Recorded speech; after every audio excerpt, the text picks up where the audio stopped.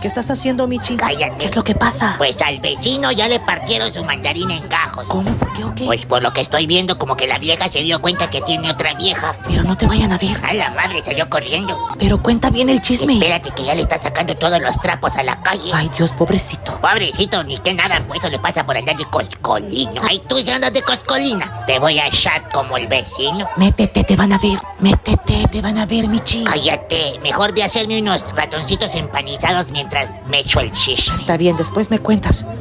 Michi, después me cuentas. El vecino se fue en un caballo, mira tú.